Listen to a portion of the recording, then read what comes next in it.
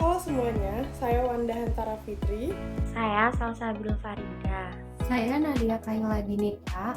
Dan saya Najwa Nur Adila. Di era transformasi digital, pengambilan keputusan berbasis data sangatlah menjadi salah satu kebutuhan yang strategis. Sentimen analisis menggunakan algoritma support vector machine atau yang kita kenal SVM berperan penting untuk memahami opini pelanggan dan mengidentifikasi sentimen apakah positif, negatif, maupun netral. Pada proyek yang akan kita lakukan memanfaatkan algoritma SVM untuk memprediksi sentimen, dibantu oleh LLM yaitu Large Language Model untuk mengidentifikasi topik dan juga Streamlit untuk memvisualisasikan interaktif. Pendekatan ini mendukung perusahaan dalam memahami pelanggan, menyusun strategi pemasaran, dan juga mempercepat pengambilan keputusan berbasis data. Ada beberapa tahapan yang kita lakukan. Yang pertama adalah persiapan data, exploratory data analysis, reprocessing data, pattern extraction, modeling menggunakan algoritma SVM, dan yang terakhir adalah LLM implementation-nya. Tahap pertama yang kita lakukan adalah tahap persiapan data. Jadi pada tahap persiapan data, kami menggunakan dataset sentimen analisis.csv yang berisi 499 data dari media sosial Facebook, Instagram, dan Twitter. Dataset ini kami muat menggunakan Pandas di Google Colab untuk memungkinkan pengelolaan berbasis cloud. Tahap kedua adalah tahap exploratory data analysis, yaitu proses penting dalam analisis data yang bertujuan untuk memahami pola, distribusi, dan hubungan dalam kumpulan data. Menggunakan berbagai metode untuk memeriksa data secara visual maupun statistik. Untuk lebih jelasnya, kita lihat di slide selanjutnya. Diawali dengan menampilkan 5 baris data pertama menggunakan dfhead dan menampilkan informasi kumpulan data umum menggunakan dfinfo. Ini sangat berguna dalam tahap awal analisis data untuk memahami komposisi dan kualitas data yang ada. Pada tahap selanjutnya, yaitu kita menampilkan distribusi tweet berdasarkan tahun dan menampilkan distribusi sentimen, yang dimana ditunjukkan jumlah netral ada 199 data. Positifnya 166 data dan negatifnya berjumlah 134 data. Dan data paling banyak diperoleh pada tahun 2023. Kemudian ini untuk visualisasi sentimen dalam format grafik batang. Lalu, agar dapat dengan mudah mengonversi label sentimen menjadi format numerik yang lebih cocok untuk analisis lebih lanjut atau pemodelan machine learning, dilakukan pemetaan sentimen ke angka. Sebagai contoh, netral 0, positif 1, dan negatif 2.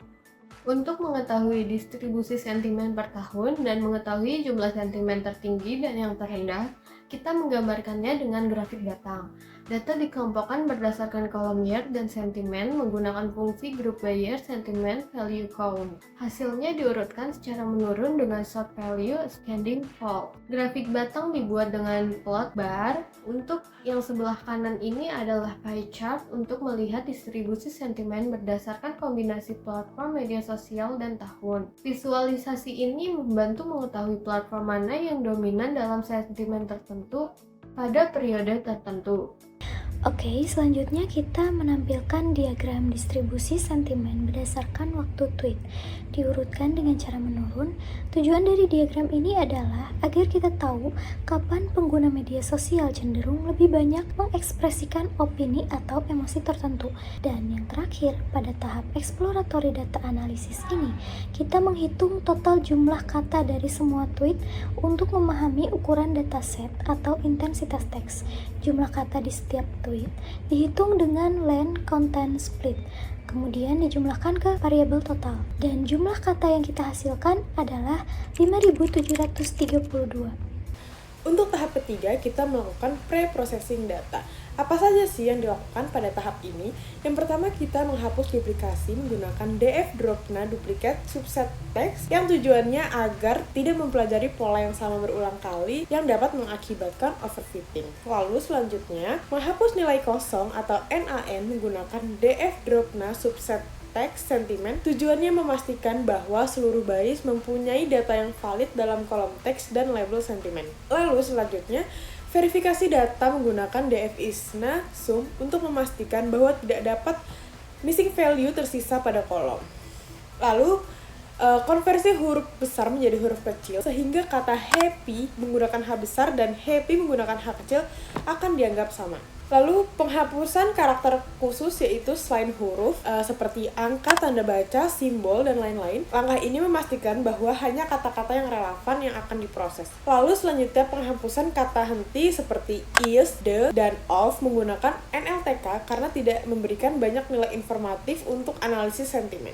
Proses selanjutnya yaitu stemming, yang dimana stemming itu mengubah kata ke bentuk dasar menggunakan Porter stemmer. Misalnya kata running diubah menjadi run. Lalu proses selanjutnya itu adalah label encoding, yaitu data kolom sentimen yang berisi nilai positif dan negatif diubah menjadi angka. Untuk positif menjadi 1 dan nilai negatif menjadi 0. Data splitting, yaitu data dibagi menjadi 2 bagian, yaitu data latih atau tren dan data uji atau tes dengan rasio 80% untuk pelatihan dan 20% untuk pengujian. Pembagian ini memungkinkan mengevaluasi kinerja model secara adil dan objektif. Langkah selanjutnya yaitu filter extraction, yaitu mengubah data teks menjadi representasi numerik yang dapat digunakan oleh algoritma pembelajaran mesin. Pada proyek ini menggunakan TF-IDF vectorizer dari scikit-learn.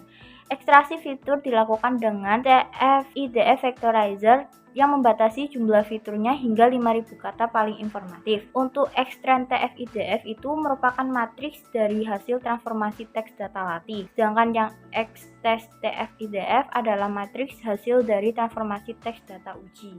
Langkah selanjutnya yaitu model training dengan menggunakan algoritma SVM atau Support Vector Machine dengan kernel linear, yang dimana algoritma ini bekerja dengan membuat hyperplane yang memisahkan kelas data dengan margin yang terbesar.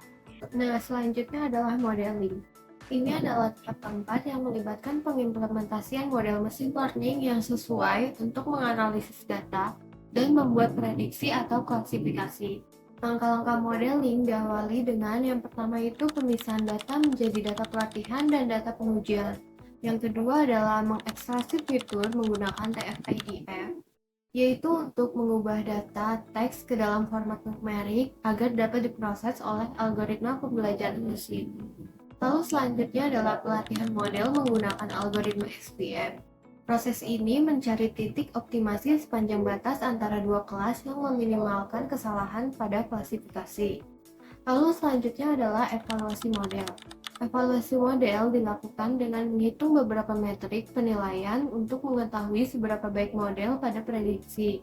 Di antaranya yang pertama adalah akurasi. Gunakan fungsi akurasi score berdasarkan library sklearn pada dataset yang telah kita lakukan modelingnya menghasilkan akurasi sebesar 0,80 atau 80%. Lalu selanjutnya adalah classification report. Ini merupakan metrik yang lebih rinci yang menyajikan nilai precision, recall, dan advanced score untuk masing-masing kelas, positif dan negatif. Precision untuk mengukur akurasi prediksi positif yang dilakukan oleh model, sementara recall mengukur seberapa banyak masalah positif yang berhasil ditemukan oleh model.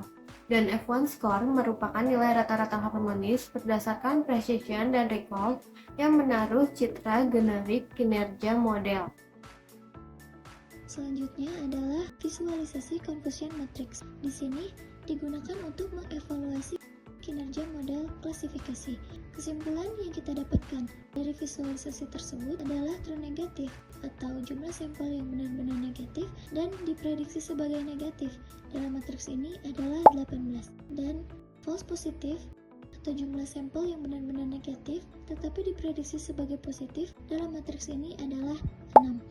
False positif atau jumlah sampel yang benar-benar positif tetapi diprediksi sebagai negatif adalah 4. Dan true positif atau jumlah sampel yang benar-benar positif dan diprediksi sebagai positif adalah 21. Selanjutnya, tahap yang terakhir yaitu implementasi LLM. Untuk melakukan interpretasi hasil dengan LLM seperti Google Gemini, yang pertama kita menginstal semua library yang dibutuhkan dan tulis API untuk autentikasi. Selanjutnya, gunakan buffer memory dari library seperti LangChain agar LLM dapat mengingat konteks percakapan sehingga interaksi lebih dinamis dan relevan. Setelah pengaturan chain percakapan selesai, chatbot siap menerima input berupa hasil prediksi sentimen dan model SVM. Ketika kita menginputkan kalimat dengan contoh "What a great day" looks like dream, maka sistem yang sudah kami rancang dengan model SVM dan hasil akurasinya 80% itu bisa menjawab apa yang sudah kami inputkan, yaitu a positive sentiment. Sebelum kita mendapatkan hasil yang sekarang, yaitu akurasi 80% menggunakan algoritma support vector machine tanpa menggunakan sentimen netral, kita mencoba beberapa algoritma. Yang pertama, ada random forest classifier, kita mendapatkan akurasi 72%. Lalu selanjutnya, naive Bayes, kita mendapatkan akurasi 55%.